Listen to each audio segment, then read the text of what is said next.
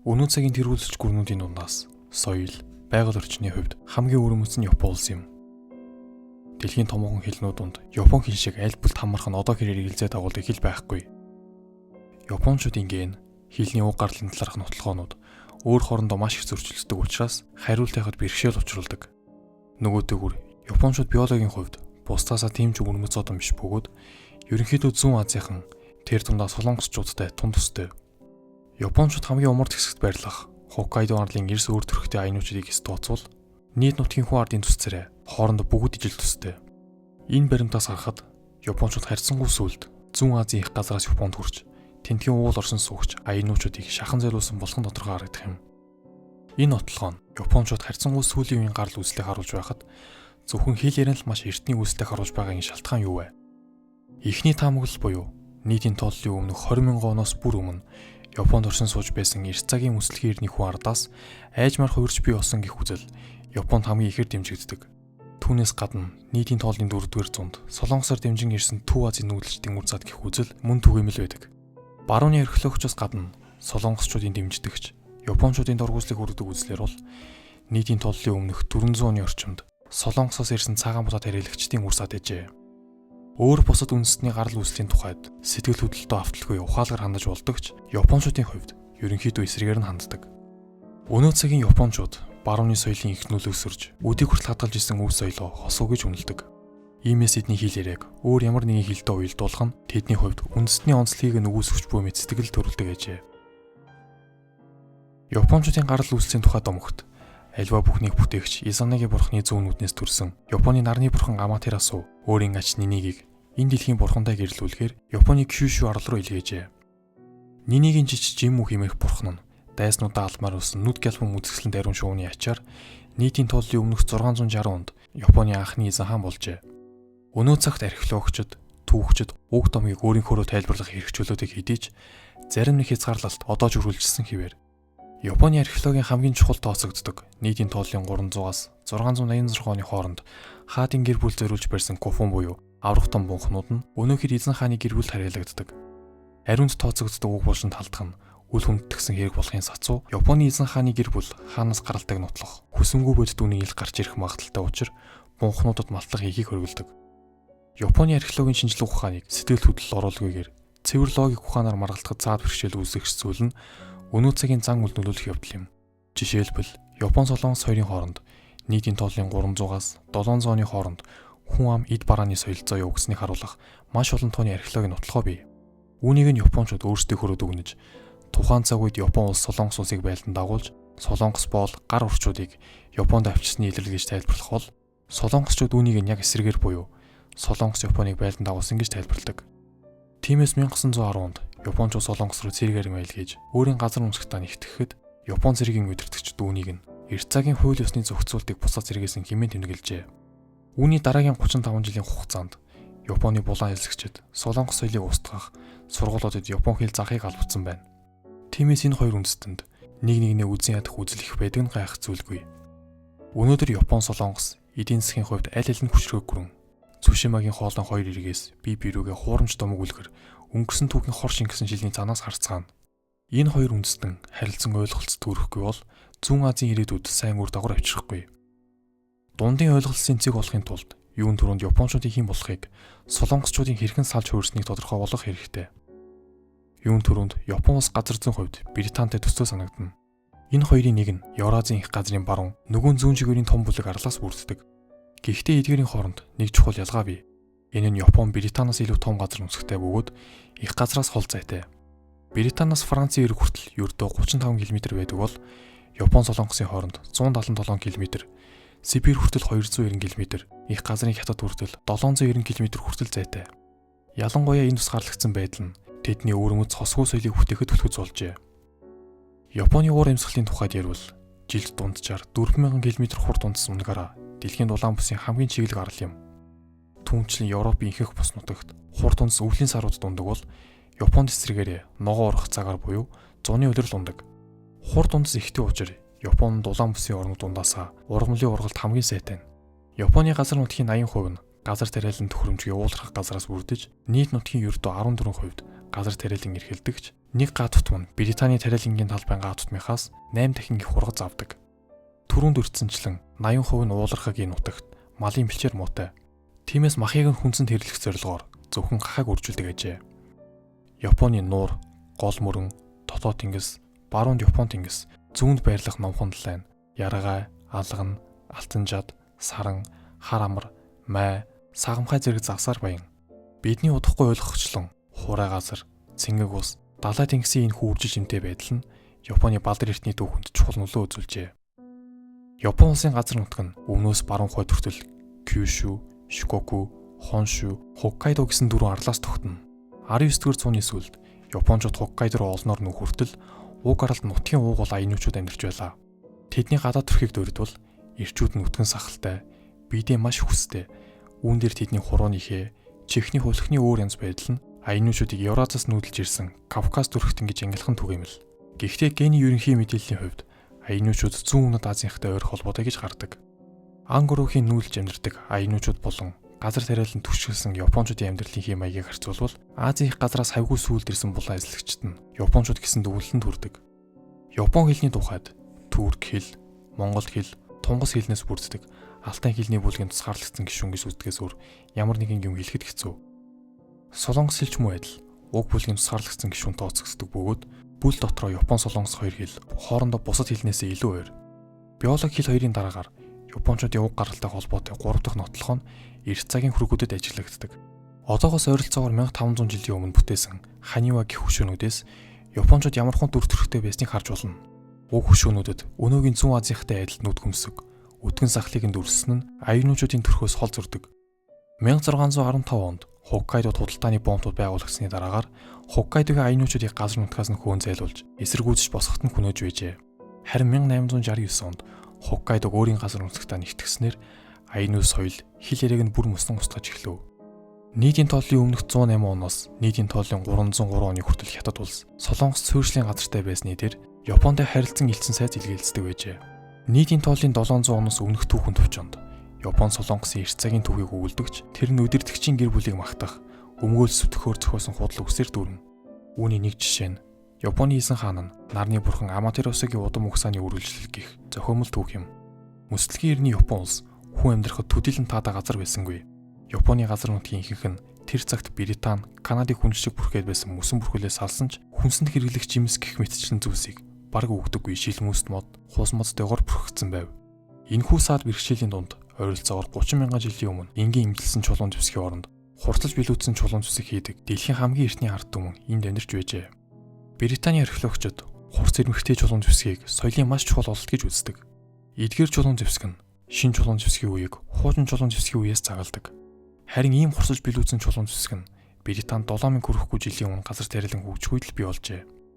Ойролцоогоор 13,000 жилийн өмнө дэлхийн бөмбөрцөг даяар мөсөн бүрхүүл хурдтайгаар хайлснаар хүн амьдрахад хайгуу таатай нөхцөл бүрджээ. Мөсөлгийн хэрэнд зөвхөн өмнөд Японд ордог байсан модоос бүрдсэн ой, умарт тийштэлж, шилмүс моддын байрыг эзэлснээр үр шим өгдөг оймод бий болов. Мөсөлгийн хэрэн үе дуусахад Японы түүхэнд маш чухал нөлөөтэй хоёр өөрчлөлт гарав. Эхнийх нь ус, шингэн зүйлсийг хийх боломжтой болгосон шавар вар байлаа. Энэ нь хүмүүст хоол хүнсээ жигнэх, буслах сонголтыг өгснөөр бага насны хүүхдүүдэд зөөлрөөс нь ногоо өгч, хөхнөөс гарах боломжийг үүсгэжээ. Сав суулга, ургамлын энэхүү чухал үр дүнгийн ачаар хүн амын тесрэлт явагдаж, Японы хүн ам хэдхэн мянгаас 250 мянгад хүрсэн байна. Мэдээж хэрэг шавар суулгах хэрэгэлдэг цор ганц ард түмэн нь Япончууд биш, хамгийн эртний шавар суулгыг Японд 12,700 жилийн өмнө оруулжээ. Арлынхан альва бүхнийг их газраас сурсан байх учиртайг их хэвшмэл үзлээс гадна өөр нэг хүчин зүйлийн улмаас дэлхийн хамгийн эртний овог сав суулга нь эрдэмтдийн гайхширлыг төрүүлдэг. Тэр нь юу вэ гэхээр уг варыг бүтээж байсан Япончууд нь анчид хөгжид байжээ. Японд эрдэмжүүлсэн газар тариалан нэвтрэх хүртэл эдгээр анчид хөгждийн нийгэм шавар вар урлалынхаа ачаар 10,000 жилийн турш байгалийн хүнсээр амжиргаагаа залгуулжээ. Япон хэлэнд олсны хий гарах гэдгийг жомон гэдэг учраас уг үгээр 10,000 гаруй жилийн турш үргэлжилсэн цаг үеийг нэрлэдэг. Тэгвэл тухайн үеийн хүмүүс амжиргаагаа хэрхэн залгуулдаг байсан бэ? Энэ тухай археологийн олдруудаас дүгнэхэд ан агнаж, зэрлэг жимс ногоо түүхээс гадна загас сахинуур ихрэлж, өнөө цагийн хоолт ижилийн мэрэгчлэнүүдийн магтаалыг хүртгүйз олон янсын хүнсийг тэнцвэртэйгээр хэрэглэдэг байсан бөгөөд нарийн ярил 64 төрлийн хүнсний ногоог хэрэглэдэг байжээ. Ерөнхийдөө Жомоны үеийн Япон улс анслагдж тусгаарлагдсан байдлаа хамгаалж 10,000 жилийн дотор тун бага өөрчлөгдсөн хуучинсаг үзэлтэй ертөнц байжээ. Кюшуд одоогоос 12,700 орчим жилийн өмнө вар урлыг олж нээн энэхүү олд нийлтийн ачаар Жомоны хүн ам угцсан нэмэгдсэн нь Японы түүхэнд хоёр гол өөрчлөлтийн нэг гэдгийг дурдсан бол хоёр дахь тесрэлт нь нийтийн тооллын өмнөх 400 оны үед өвнөс солонгосоос ирсэн амьдралын шинэ хэм маягтай цуг бий болжээ. Энэ нь анх Цүшимагийн хоолоогоос өвнөс солонгосын эсрэг талд байх Кюшу арал үзэгдэв. Уг амьдралын хэм маягийн хамгийн чухал зүйлс нь металл багаж хэрэгсэл, бүрэн хэмжээний анхны газар тариалан юм. Археологийн матлахаар сууг шуудуу, далан хаалт, цагаан будааны үлдэгдэл гарч ирдэг нь бүрэн хэмжээний газар тариалан байсныг баталдаг. Археологчид энэхүү амьдралын шинэ хэм маягийг анх удаа 1884 онд өөрийн гэсэн өрмөц хэм маягтай вааруулал олдсон газрын нэрээр Яёй гэж нэрлэжээ. Энэхүү шин соёлд солонгос хэм маяг шингэсэн байдаг бөгөөд тэдгэрийг дурдвал хүрэл эд зүйл, нэхмэл, газар дорох цагаан будааны зойр, талигч та шилэн варанд оруулах зан үйл багтах бөгөөд эдгээр нь урд өмнө Японд огт байгаагүй шинэ үзэгдэл юм. Яёйгийн тариаланчид ургамлуудаас илгэж, тодруулбал зуны цагт ургасалтай талбайд цагаан будаа, өвлөн мөн ижил талбайд шар будаа, арвай, буудаг, хуурай талбай аргаар тариалж байсан болов уу? Энэхүү маш сайн үр дүнтэй эрчимжүүлсэн газар тариалан нь мэдээч хэрэг хүн амын огцон өсөлтийг өдөөжээ. Яёйчуд хүрээгээ тэлсээр хоншуугийн умард хүртэл үзүүрийг эзэлсэн ч тэдний сүрэн амьдралын хэм маяг нь анчид түгчний хэм маягтай өрсөлдөж чадахгүйг ойлгосон дооч тэр юм уу? Уг бус нүдгийг орхин явсан байна. Хэдэн зууны дараагаар Япончууд өөрсдөө төмөр хайлуулж үйлдвэрлэж эхлэх хүртэл Яёйчуд ихэнх үеийн төмөр багаж хэрэгслээ их хэмжээгээр солонгосоос импортлжээ. Яёйгийн хүн ам угцан нэгдэж байсан цаг үед хамаарах дайн талонтой холбоотой археологийн нотлохоо улам ихээр олдож эхлэв. Яёйгийн цаг үеийн Японд энэхүү дайн талааны уулмөр нь энэ улс өөр хоорондоо тасралтгүй дайддаг хэдэн зуун жижиг бүлгээс бүрддэг тухай Японы хамгийн эртний түүхэн хүрнэлтэд уялддаг. Эцэст нь нийтийн долларын 712 онд зохиомол домог бодит үйл явдлыг холж утгах байдлаар бичсэн түүхэн товчооны намтар Япон улсын түүхэн дэмжээнд гарч иржээ. Өнөөдөр Японд түрүү барьж үйсэн хаан Нарухито нийтийн тооллын 712 онд анхны түүхийн товчоон бичигдэхэд түрүү барьж байсан эзэн хааны 83 дахь үеийн удам өгсөн ажээ. Түүнчлэн тэрээр нарны бурхан Аматеросгийн 30 болох анхны эзэн хаан Жимүгийн 126 дахь үеийн удам залгамжлагч гэж тооцогддог. Яёйгийн 700 жилийн хугацаанд Япон соёл түмэн жилийн түүхтэй Жомоны үеийнхээс эрс өөрчлөгдөв. Жомоны үеийн зогсон байдал, Яёйгийн үеийн огцом өөрчлөлт хоорондын эрс ялгаа нь Японы түүхэнд хамгийн чухал онцлог юм. Тэгвэл өнөөгийн Япончуудын өвөг дээдс нь Жомончууд байсан уу, Яёйчууд байсан уу? Хэд хэдэн таамаглалд үндэслэж дүгнэхэд Жомончуудын арга яс өнөөгийн Аинуучуудтай төстэй. Харин Яёйчуудын арга яс нь өнөөгийн Япончуудтай төстэй. Энэ нь Солонгосын цагаачд буюу Яёйчууд өнөөгийн Япончуудын генд маш их хувь нэмэр оруулсан тодорхой бөгөөд Аинуучууд Японы анхны оршин суугч болохыг Япончууд дараа нэр суурьсан Солонгосчуудын үр сад гэдгийг харуулна. Тэгвэл орчин цагийн Япончууд болон Солонгосчууд гадаад төрхөөр маш төстэй мөртлөө хэл ярийн төдийлөн адилгүй байдгийн шалтгаан юу вэ? Солонгос улс нь нийтийн тооллын 676 онд төрийн хувьд нэгж нийлхээс өмнөх хэдэн зуунд 3 ханилгаас үрдэж байжээ. Эдгээр тус бүр нь өөрийн гэсэн хэлтэй байсан бөгөөд бусад ханилгуудаа өөртөө нэгтгэсэн Силан орчин цагийн солонгос хэлний өв бөгөөд Японтой харилцаа холбоон сул байв. Харин Силад ялагдсан Когурио ханилгын хэл нь орчин цагийн Япон хэлтэй хамаагүй ижил төстэй. Нийтийн тооллын өмнөх 400 онд нүүдлэн ирсэн ирээдийн хэлээрээ хувьсан өөрчлөгцөөр өнөөгийн Япон хэлийг үүсгэсэн гэж таамаглагддаг. Тиймээс орчин цагийн Япон солонгос иргэд гадаад төрхөөрөө маш төстэй хэрнэ хэл ярийн төдийлөн адилгүй байдагт гайхах учиргүй. Өнөөгийн Япон солонгос үндэсний хоорондох харилцаа хүйтэн байдагт энэ мэд өнгөрсөн дөхүүд хангалттай шалтгаан болдог. Гэвч энэхүү үзий ядалт дайсагнал нь Цүн Азийн ирээдүйд туйлын гамшиг дагуулах эрсдэлтэй. Тиймээс хүссэн хүсээгүй үүсэл гарлын хувьд нэг ижил түүхтэй ихэр ахын дүүс гэдгийг хүлэмжшөрөхөөсөөр аргагүй юм.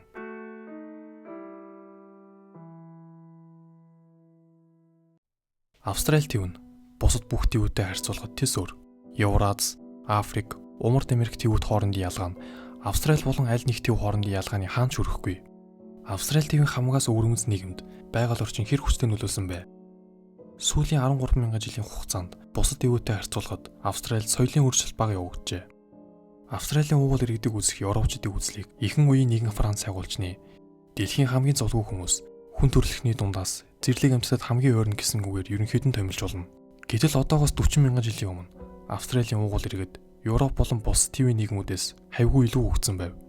Орчин цагийн хүнийхтэй ижил Антон буюу хүмүүс баруун Европт суурьшихаас өмнө Австралид ирсэн байх магадaltaй. Гэвч энэ бүх хөгжлөөс үл хамааран яагаад австраличууд Европыг бус Европчууд Австралийг элсэн бэ. Энэ ялгаа нь 19-р зууны сүүлийн зарим эрдэмтнийг Австралийн хүн төрөлт бичнээс хүн болж хөгжих дунд үе шатанд хамаарч магад гэж бодоход хүргэжээ. Австралид зис, цагаан дуулга, цайрын баялаг нүүстэгээс гадна төмөр, хөнгөн цагааны дэлхийн хамгийн баялаг ортой гэдэг нь ялангуяа анхаарал татагч яагаад Австралийн уугуул иргэд металл багаж хэрэгсэл гэх чиг огт мэдлгүй чуламжсгийн үеэсээ салаагүй вэ? Энэхүү логикийг судлах ихний алхам болгож эдгээр хүн ардын гарал үүслийг юун түрүүнд авч үзье. Орчин цагийн австраличууд, шинэ гинэчүүд нь Аз улстай гений хувьд холбоо хамааралтай байдаг. Чулуучсан үлдэгдэл олдруудаас харахад 30 мянган жилийн өмнө их газраас шинэ гинэний сэрүүн цаг ууртай өндөрлөг газар хурж очижээ гэж үздэг. Австрали болон шинэ гинэ нийлмэл нэг төв байсан Плейстоцены үед Аз төв зүүн тийш өнөөгийн Борнео, Жава, Бали орлуудыг багтаах байдлаар үргэлжилж шинэ гинэгээс зүүн өмнөд Азийн эрг хүрхэцээ. Одоогийнхоос 1600 км ойр байжээ. Их газраас далайг гатлахдаа хятадын зүүн эрэгт хэрэгэлдэг байсан бүдүүн бараг технологитойж тэсвэр сайтай уулсан салгаар уг зайг туулжээ. Шинэ гинэд Азаас гаралтай гахай, Австральд мөн Азаас гаралтай нухуу байсныг батлах нотлохоо нь сүүлийн хэдэн мянган жилд хамаардаг. Тиймээс Австрали, шинэ гинэ хүний нийгмүүд нь өөрсдийнх нь уг гарал болсон Азийн нийгмүүдтэй ямар ч харилцаагүйгээр хөгжижээ. Жишээ нь хүмүүсийн гений хувьд тодорхойлогч хүчин зүйлийн нэг тооцогдох цусны бүлгийн ABO гэх системийн B бүлэг, MNS гэх системийн S бүлгийн цуснууд шинэ гинэчүүдийн дундч дэлхийн бусад хүн ардын дундч хамгийн ихээр тааралдаг атал энэ хоёр бүлгийн аль аль нь австраличуудад ховор тохиодог. Мөн шинэ гинэчүүдийн ихэнхийн үс ихэд бурж урвал уугуул австраличуудын үс ихэнхдээ шулуун эсвэл долгионтой. Энэ мэд ялгаанууд нь маш өөр байгаль орчин, удаан хугацаанд тусгаарлагдаж амжирснаас үүдэлтэй. Өнөөдөр өндөрлөг газар нутгийн газар тэрлэнгийн хамгийн гол ургамлууд нь тааруу, гадил, ямс, чихрийн нишинг, идэж болох үүсний иш навчийг нь хүнсэнд хэрэглэх ургамлууд, сүүл шинээр тэрэлсэн амдад төмс юм. Эдгээрийг Азаас гаралтай хэмээн таамаглаж байсан ч сүүлийн үед зөвхөн шинэ гинэ өөрийн төрөл зүйл болгон тогтогджээ. Энэ нь юу гэсэн үг вэ гэхээр бусдаас хараад бусаар өөрсдөө таримжилуулсан газрын тоонд ойрхот орнууд хятадын хамт шинэ гинэ багтдаг гэсэн үг юм. Ийхүү эрс цагт газар тариалан чилсэн хугацаагаар дэлхийд тэргүүлж байсан ч улс төрийн бүтэц бичиг үсгийн үйлслээр ард цогцогджээ. Гэхдээ яагаад? Юун түрүүнд хүнс үйлдвэрлэл шинэ гинэ өндөрлөг газар тэглэхийн хувьд ихэлсэн ч хүнсэн дагуулгадах уургийн хэмжээ тун бага байлаа. Тэдний гол тэжээмэл амьтад буюу гахаа болон дахиаг тэргэнд хөдлөх боломжгүй учраас хүний өөрийн хүчээс өөр нэмэлтгүйж байсангүй. Түүнчлэн энэ газрын ард иргэд газар нутагт нэрсэн европчуудыг буцаа цухтад хүрэхээр халдвар төвшин тээж хөгжүүлээг байлаа. Үүнээс гадна газар нутгийн давуу хязгаарлагдмал байдал далайн түвшнээс хэд өндөрт байрладаг нь газар тариалан эрхлэх боломжгүйд хүргэжээ. Газрын гадаргуугаас үүдэлтэй саад бэрхшээлээс гадна шинэ гинэ отог тосгод хоорондоо байс хээлт дайн байлдан хийж байдгаас үүдэн хил соёл улс төрийн хувьд хязгаарлагдмал байжээ. Дэлхийн нийт 6000 гаруй хилний мянган энэ давуу газар хашигдсан аад хоорондоо ирс ялгаатай хилт тус бүрээр 600 хүрэхгүй тонны хүмүүс ирдэг. Эдгээр хүчин зүйлс европчуудын эзэн төрөнгийн үеийг хүртэл шинэ гинэчүүдийг чуламжсгийн үеэс нь салгаагүй байжээ. Харин Австрали төвийн хувьд газар тариалан эрхлэхэд цаад тусан зүйлс нь тааварлахын аргагүй эрдэс уур амьсгалаас гадна дэлхийн хамгийн өрөг өөчтэй 56 төрлийн зэрлэг өвснөөс ердөө 2 нь л энэ нутагт ургадаг байжээ. Тиймээс нутгийн уугуул иргэд түүмрийн газар тариалан эрхэлдэг байв. Энэ нь тухайн байгаль орчинд ургадаг ургамал амьтныг нэмэгдүүлэх зорилгоор тодорхой газрыг зориуд төмөрдөн шатаана. Ингэснээр амьтныг ичнээсээ гарч цухтад хүргэж агнахад илүү хялбар болдог байна. Харин одоо шинэ гинэ Австралийн чуламжсгийн үеийн нийгмүүд Европын төмөр засгийн үеийн нийгмүүдэд нүр тулгархад ямар үйл явц өрнөснийг илтгэл үлдлээ. Шинэ гинэний нэгэн Португал далайчин 1526 онд олж нээн Голланд 1828 онд баруун хагасыг нь өөрийн эзэмшилд хэмээн зарлаж 1884 онд Британи, Герман хоёр зүүн хагасыг нь хувааж авав. Шинэ гинэчүүд Европыг бус европчууд шинэ гинэнийг колоничлны шалтгаан нь маш тодорхой. Өмнөх дугаард үрдсэнчлэн бичиг үсэг, луужин, хэвлэлийн машин зэрэг нь европчуудын гарт байжээ. Гэхдээ энд ирж суурьсан европчууд тун цөөн бөгөөд нутгийн уугуул иргэдийг шахан зориулсан Австрали болон Америк төвүүд Өвнөд Америкаас ялгаатай. Тэгвэл шинэ гинэ эднээс юугаар өөрөөсөн бэ?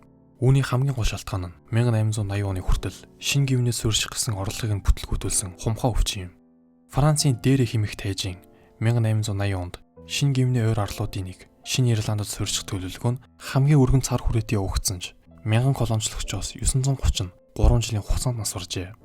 Европчууд шинэ гинэ намдар газрын бактериудад хяар цохиулж байхад шинэ гинэчүүд ч Европын нэм бактерид хяар цохиулаагийн учир юу вэ? Австралиачуудын түгэн тархалтын үр дүнд 3500 жилийн туршид шинэ гинэд Индонез цагаач, худалдаачид тасралтгүй ирж байсан түүхтэй. Азийн их газрын халдвар төвчнүүд Индонезид бүрэн нэвтэрч суурьсан учраас шинэ гимнээчүүд удаан хугацаанд эдгээр нэм бактери тасал болж Евразийн нэм бактерийн эсрэг Австралийн уул иргэдтэй харьцуулахад хавьгүй сайн дархлаа суусан байлаа.